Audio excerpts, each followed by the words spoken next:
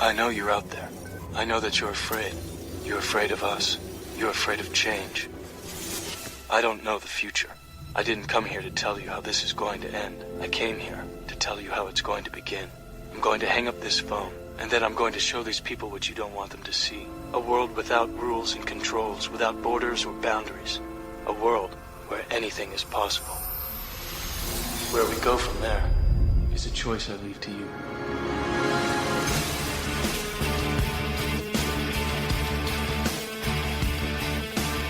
The KrisAnne Hall Show. Any varmint that crosses that lady's path has met its match.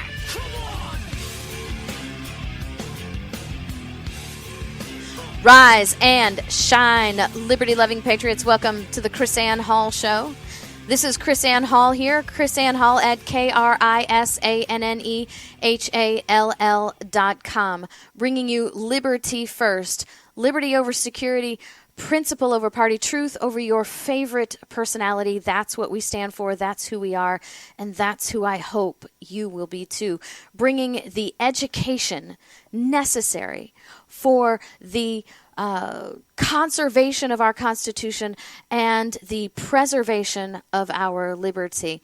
I taught in Washington, D.C. tonight. It was a very interesting experience, and it was interesting for me, something brand new because I'd never done before. I was teaching a Spanish crowd, so I guess they weren't from Spain. They were Spanish-speaking crowd, and I was being translated by a translator, and that was a whole new experience. Now, I was a Russian linguist in the military, so translation is not something that's new to me, but having someone translate me while I speak is totally unreal. And the poor guy who did my translation, he did an absolutely fabulous job. I am so pleased with how that worked out. And so I am in Washington, D.C. I will be flying back to Sacramento, California tomorrow. And I will be teaching in Nevada City, California, Friday night and Saturday night. And Friday night and Saturday. I'm very excited about those things. If you are in the area, please make sure that you check my calendar at KrisAnneHall.com. And then you'll be able to see exactly where I am, when I am speaking, and how to get there, because my calendar gives you a map. And something very exciting happened to me in Washington, D.C. I participated in Uber. Can I say that right? Participated in Uber. I hired my first Uber driver in in Washington, D.C. Yay, can you hear me clapping? I was very excited. I took a picture of my Uber driver. We had a great conversation. I posted it on Facebook. I got my first Uber driver was a guy with a PhD in engineering and libertarian leanings. How about that for fate? That was so very exciting. And we had a great conversation. We talked about limited government. We talked about Uber.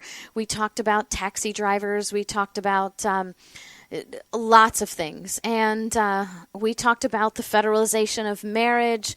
We talked about, oh man, I can't even remember. I actually gave him a copy of my Sovereign Duty book. I happened to have one with me. I was on my way to the U.S. House of Representatives to speak to some representatives up there, and I had grabbed a couple of Sovereign Duties to take with me on the plane so that I could hand them out.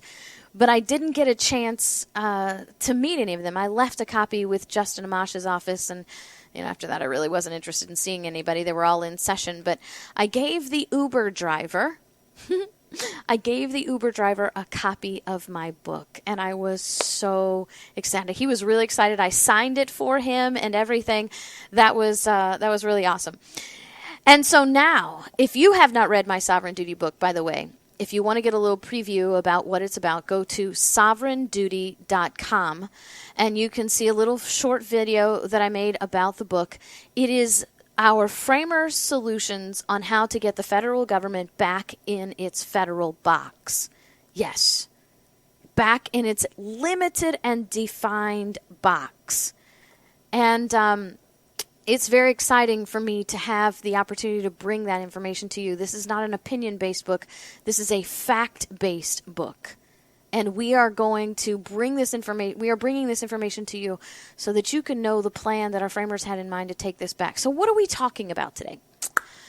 Today, we are talking about regulation, government regulation, which is why I brought up the whole Uber thing anyway, because Uber drivers are the answer to government regulation. And the interesting thing is that government regulation is what created Uber drivers to begin with, right? Because the government regulating the taxi drivers to such an extreme that the prices go up and the service goes down, and whatever happens when government regulates, which is always tyrannical, we have now Uber drivers, the response to overregulated taxi drivers, and now the government is trying to regulate Uber out because they're not controlling them. See?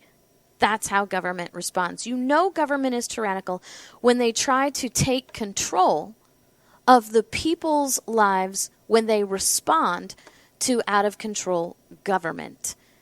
And so government regulation of private business is never a good thing. And that's a little radical. That's a little bit hard for us to take, a little bit hard for us to deal with, because we have become so comfortable with government regulation. Think about it. We might think we're not comfortable, but we are. Every aspect of our lives is now regulated by some part of government. From the milk and the cereal that we eat every morning to the beds and the sheets that we sleep in every night. And even the Supreme Court has said that the air and the water are now can properly be regulated by the federal government. Every aspect, everything that we consume, everything that we touch, everything that we do now regulated by the government in one way, shape, or form. And we're comfortable with that because we have no problem with that. Government is able to do this because we don't oppose it. Isn't that crazy? We are totally comfortable with unlimited government regulation. When did that happen? How does that happen? How do we become so deep in our own servitude to government that we're okay with the fact that we can't eat, breathe, or drink, or sleep without the government regulating our activity? And it's radical now to want to eliminate government regulation of private business. It's scary. Oh no, KrisAnne, if we eliminate government regulation of private business, people will go crazy and it'll be anarchy everywhere, and people will be, grinding up people in sausage factories, and taxi drivers will be running people over in the streets. Yeah, right. The crazy thing is that I was in Haiti for 3 weeks. Haiti doesn't have government regulation of taxi drivers. And I didn't see anybody running people over on the streets. I mean, they drive crazy. I mean, Haitian driving is insane anyway, especially in Port-au-Prince. But there were no traffic cops with radar detectors on the side of the radar on the side of the roads. There were no traffic tickets being handed out for revenue in Haiti. The traffic was insane, but I bet their statistics on accidents aren't any worse than ours. And their driving, by our standards, is crazy. So we think that it's radical to end government regulation of private business because we've somehow been brainwashed into thinking that these regulations stop people from doing bad things. Hey, clue. Laws don't stop crimes. Laws don't stop crimes. Laws don't stop people from doing bad things. The criminal justice system wasn't even designed to stop people from doing bad things. The criminal justice system was created to establish limitations by law on behavior and to set up a mechanism to punish criminals when they break the law. laws don't stop crimes. If laws stopped crimes, we'd have a crime-free country because we got way too many laws. See, the only thing that stops people from doing bad things is recognizing that it's bad to do bad things. It's a self-governance that stops people from doing bad things. Because if laws stop people, there'd be no law. There'd be no crime. And the interesting thing is that we are always clamoring for more laws to keep us safer, when more laws do the exact opposite. More laws breed rebels. Frederick Bastiat said that when laws become, and I'm paraphrasing, of course, but he says when laws become ridiculous so much that they invade on the individual liberties of the people, it breeds a disrespect within the people. It's an internal conflict that we suffer. An internal conflict. This law is ridiculous. This law is stupid. This law is unnecessary. But it's a law. Do I follow it? Do I not follow it? I mean, if I don't follow it, then I'm breaking the law, but it's a stupid law. So why do I have to follow a stupid law? Or even worse, it's a tyrannical law. Why do I have to follow a tyrannical law? See, it's this internal conflict that's set up when government breaks outside of its fundamental purpose. It's fundamental. Government exists for one reason: to protect the liberty of the people. One reason and one reason only: to protect the life, liberty, property, and to secure our ability to protect ourselves, to protect our lives, our liberties, and properties. And when government operates contrary to its single purpose, it sets up an internal conflict with the people. Do I follow government because they say so, or do I follow my conscience and liberty and deny government that power? And when you establish a system where the people cannot respect the law, then you get a disregard for the law that creates a disregard for government. And then you have hatred and animosity. And that's when government gets out of control.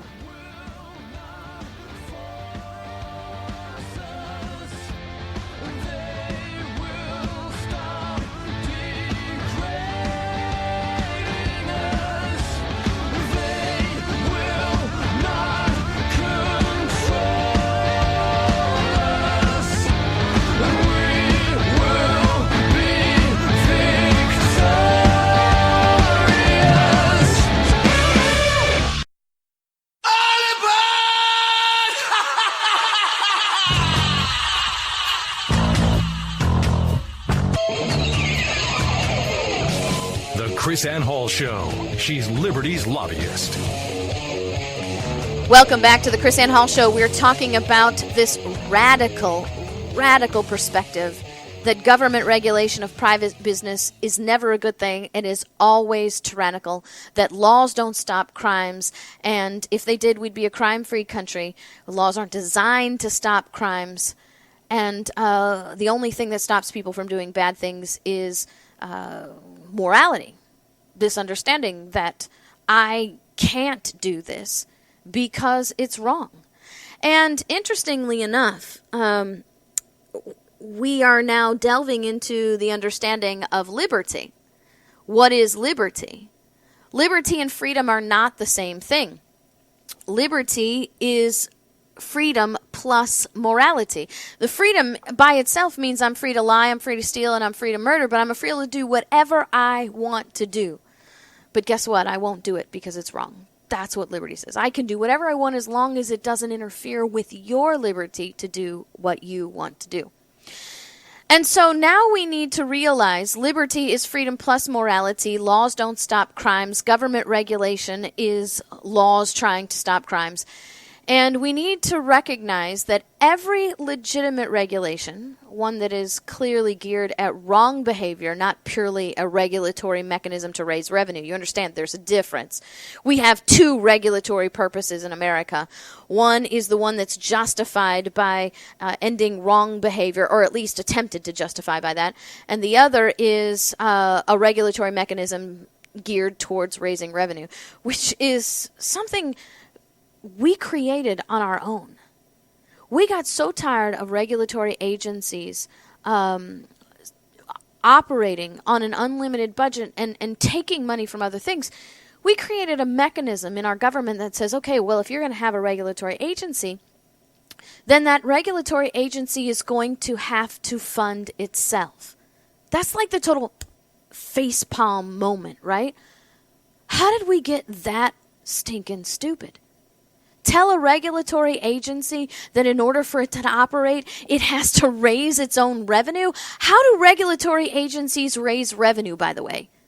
They raise revenue by fining us, by creating regulations to fine us to collect money called revenue now so that they can operate. And so you wonder why regulatory agencies are creating more and more regulation all the time. Because guess what? The more regulations they have, the more they can fine us when we can't comply with the regulations, and then they actually get the revenue to run them, and they get raises, and they can hire more employees and get more people on the government dole. You know, this is an interesting point because I worked, many of you know my background, my undergraduate degree is in biochemistry. And before I went into the military, before I became a lawyer, I worked for a petroleum company in Westlake, Louisiana. And I got a really good education about regulatory agencies there. You see, the EPA heavily regulates our petroleum industry, but not the way you think. Not to protect the environment, but to protect their revenue. You see, they create these regulations that the companies can't keep up with. And so they fine them. And here's how this works. The fines are less than what it would cost to make the company compliant with the regulation. So the companies are able then to just simply continually pay the fines and still violate the environmental conditions set by the EPA. That was my clue number one, that the EPA has no concern about our environment, couldn't give a flip about our environment. They're concerned about increasing their revenue and increasing government control so they can increase more revenue. This is what regulatory agencies are about. So what we need to remember now, that every legitimate regulation geared towards wrong behavior, not geared towards raising revenue, is already covered by criminal law. There is already a criminal law in the book that says you can't murder people. There's already a criminal law in the books that says you cannot act in a negligent manner that causes someone's harm or their death. If you act negligently and cause someone's great bodily harm or death, it's called criminal negligence or manslaughter. Those are crimes.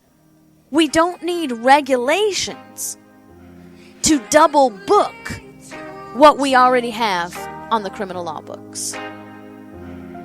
So don't let them steal your light. Don't let them break your stride. There is light on the other side. You'll see all the raindrops falling me. It's a revolution.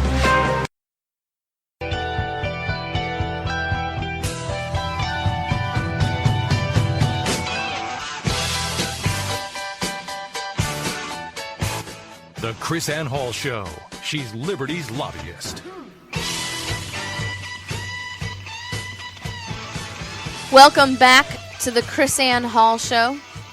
KrisAnne Hall here. We're talking about how regulation of private business is totally and completely tyrannical, and how government regulation of private business is not only not a good thing, but it's completely and totally unnecessary. So we established at the last section that every legitimate regulation geared at wrong behavior is already covered by a criminal law already on the books, which once again proves our first point. Laws don't stop crimes. Because if laws stopped crimes, there would be no need to double up on bad behavior punishment with additional regulations. So, since we know that laws don't stop crimes, how can we possibly believe that adding additional regulations on top of laws will do any more? Never mind the fact that the government is real good at selective enforcement of regulations depending on who you are. Remember the Food Safety Modernization Act of 2012 geared, we were sold into a 10 executive agency regulatory team over our food manufacturing industries to keep us safe from terrorist attacks, supposed to be geared towards our large food manufacturing industry. These regulations monitored and maintained by the Department of Homeland Security, the EPA, the FDA, and 7 other executive agencies. So what we have here now is that we have a Food Safety Modernization Act that's geared at controlling large food industries, and within the language of the bill also controls farmers markets, roadside fruit stands, and very small farms. How do you suppose the EPA and the FDA and the Department of Homeland Security are going to define very small farms? That's going to be your backyard garden, the tomatoes you grow in a bucket, and the chickens and the goats and the cows that you raise for your own consumption. And so that's now all regulated by law, by our conservative House, called the Food Safety Modernization Act. Well, right after they passed that law, interestingly enough, they issued waivers for all the large manufacturing agencies. So we have this selective enforcement of our regulations to begin with. And so if we know that laws don't stop crimes, and the addition of regulation can't either, what could possibly be the real purpose for these regulations? This is total insanity. It's all about government control and government rule, reinforcing in the minds of the people that government knows best, giving more power to the government over the people. And finally, the biggest reason for these regulations, in my humble opinion, is making sure that people do not actually own their businesses and that everything is owned by the government. You see, when the government regulates private industry, people do not and cannot own their own businesses. People merely possess their businesses as long as the government wants them to. And all it takes is one regulation that you can't or won't comply with, and then guess what? You have no business. Case in point, the Oregon cake bakers. Okay? Now, government regulation of private industry is wicked on the federal level, and it's also wicked on the state level. Okay, because you have to understand, remember the Declaration of Independence says that governments are instituted among men, deriving their just power from the consent of the governed. And whenever any form of government, let's catch that little phrase there, any form of government operates contrary to those means, it's the right of the people to alter or abolish them. Government can be tyrannical at the state level. Government can steal your liberty at the state level just as quickly, if not quicker, than the federal government. And that's what we have with this Oregon cake baking thing, because Oregon law says that a business cannot discriminate or refuse service based on sexual orientation, race, sex, disability, age, or religion. Now, never mind, there's going to be selective enforcement of that right, because we have Christians who have gone to Muslim bakers, and we haven't seen any lawsuits come out of those things yet because we have this selective, politically correct enforcement thing going on.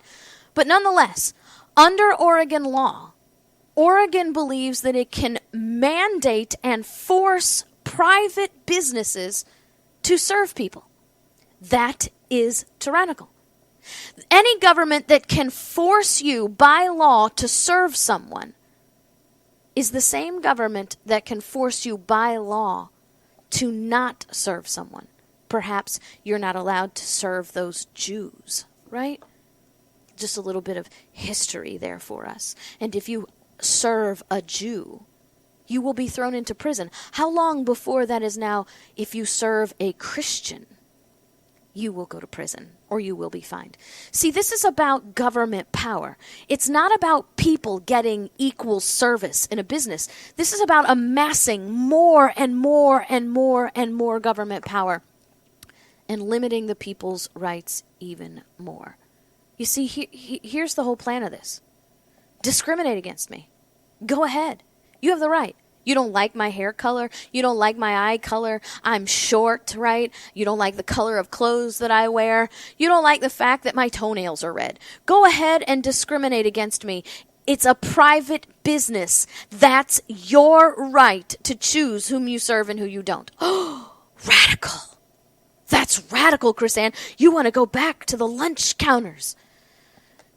But I'll remind you, the lunch counters were laws telling people that they could not serve.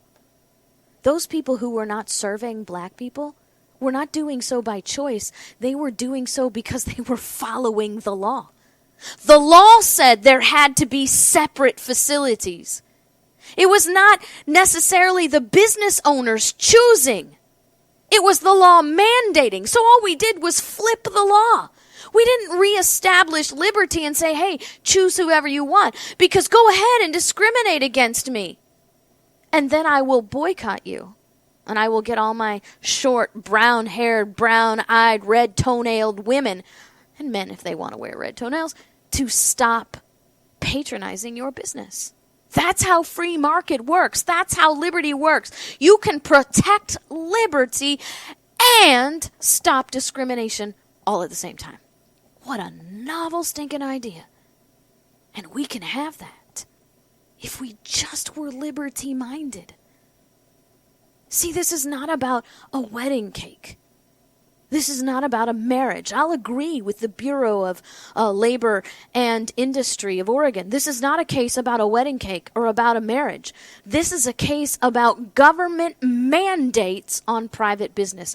And now you have a regulation that owns this people's business.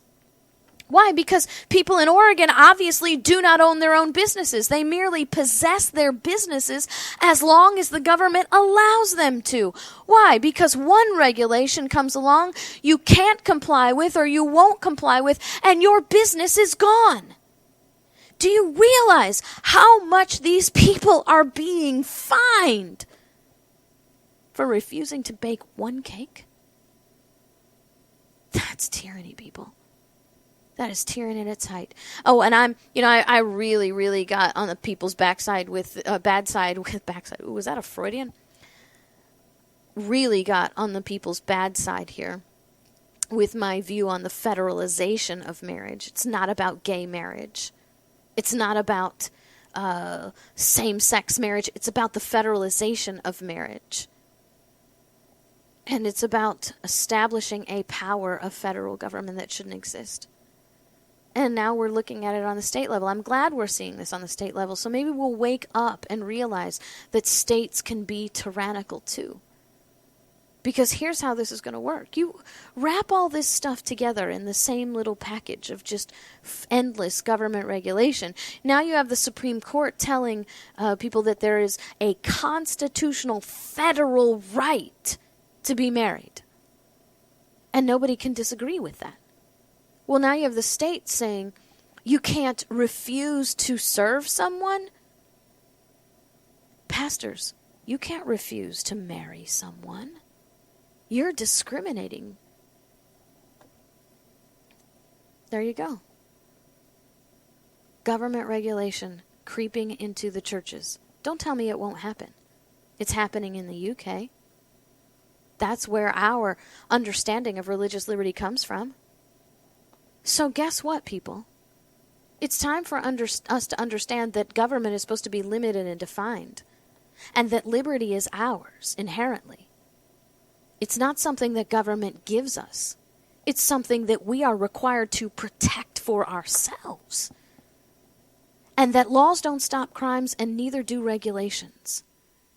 This is absolutely insane that we have a state that will mandate someone serve someone else. All we did is trade one side of tyranny for the other. And just wait. Government always happens this way. They'll flip-flop. We'll change, but the government power doesn't change. Because we didn't relinquish the lunch counter power that was given to government in the 60s. We just flipped sides.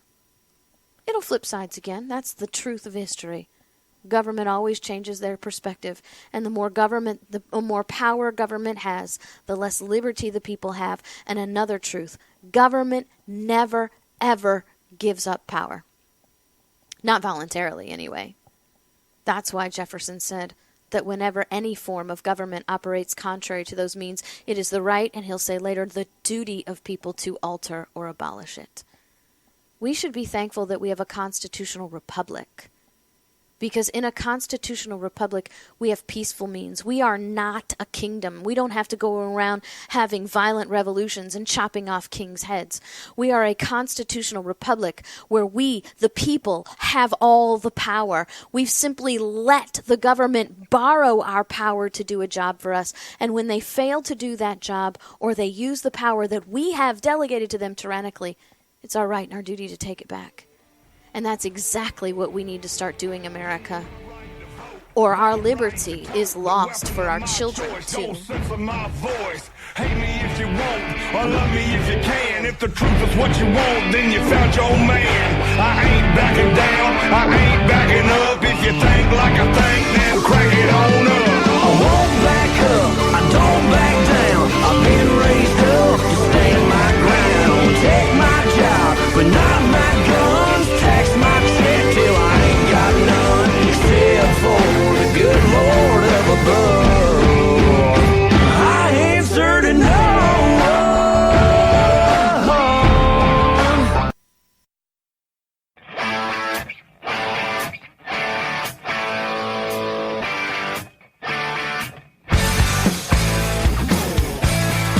The KrisAnne Hall Show.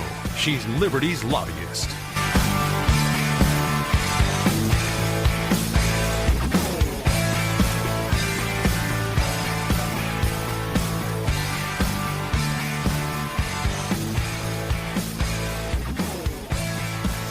Welcome back to our last segment of the KrisAnne Hall Show, talking about the tyrannical nature of government regulation, proving by fact that if the government can regulate your business, you do not own your business. You merely possess your business as long as the government allows you. You possess it to the point to which you will comply with their mandates. Seriously, do you hear that? You are allowed to operate your business as long as you will comply, oh my goodness, to the government's mandates. I don't know. The final order awards $60,000 in damages to Laurel Bowman Cryer and $75,000 in damages to Rachel Bowman Cryer for emotional suffering stemming directly from unlawful discrimination.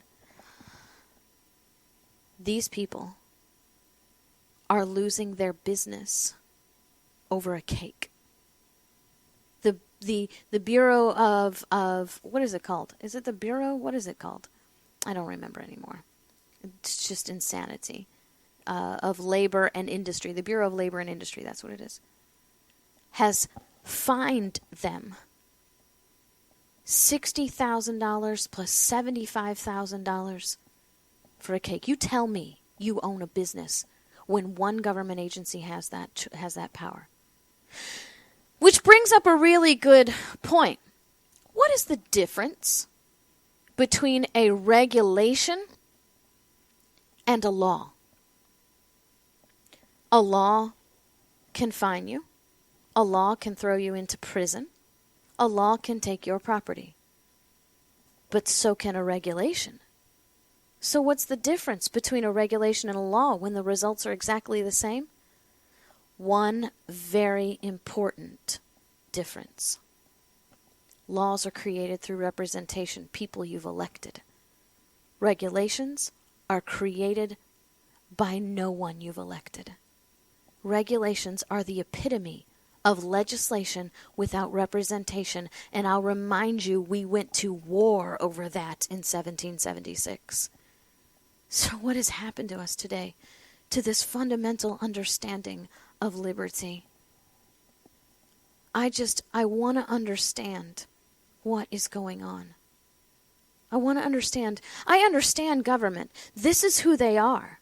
They have no concept of liberty. They have concept of power. And a hungry power beast is never satiated. A hungry power beast is never satisfied. I want to know what's happened to us in here, in our hearts, in our minds, in our souls, that says this is okay.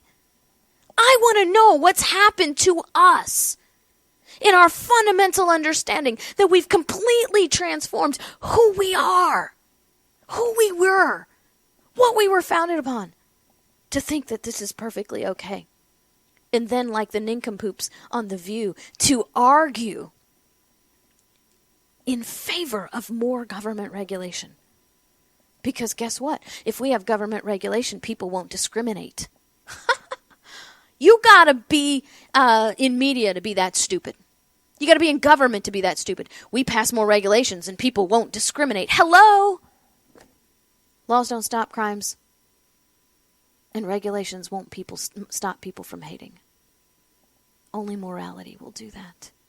And the interesting thing is, the more laws we create, the more immoral society becomes. It's a proven fact. It's a negative feedback. So I want to ask you, how do we re-embrace liberty? Well, I believe it's through education. And that's why I do what I do. So go to KrisAnneHall.com. Schedule me to come and teach. Let's get liberty back. Watch some videos. Share a podcast. Do something for liberty today. Guess what? Our children are depending on us. They need liberty. God bless. See you tomorrow.